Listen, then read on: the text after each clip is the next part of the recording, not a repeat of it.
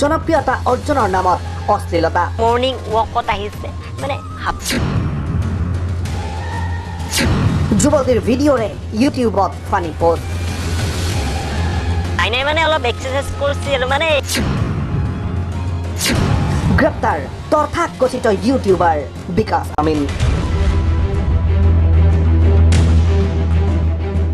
social মিডিয়াত সস্তীয়া জনপ্ৰিয়তা অৰ্জনৰ বাবে কি কি কৰিব পাৰে একাংশই ছাবস্ক্ৰাইবাৰ বঢ়াবলৈ কি কি কৰিব পাৰে এইসকলে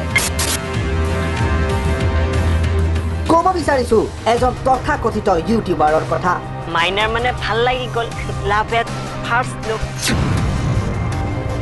এতিয়া ইউটিউবাৰ বুলি ক'লে ভুল হ'ব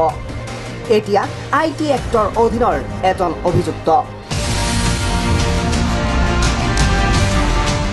বিকাশ আমিন নামৰ এইজন যুৱকে টিকটক বা বিভিন্ন মাধ্যমত ভাইৰেল হোৱা যুৱতীৰ বিতৰ্কিত ভিডিঅ'সমূহ সংগ্ৰহ কৰে আৰু সেই ভিডিঅ'ত বিভিন্ন অশ্লীল মন্তব্যৰে হাস্যৰূপত পুনৰ এডিট কৰি আপলোড কৰে নিজৰ ইউটিউব চেনেলত ইতিমধ্যে শ শ যুৱতীৰ ভিডিঅ' প্ৰস্তুত কৰিছে এই যুৱকজনে পিছে 100 গৰু মাৰিলে বাঘৰো মৰণ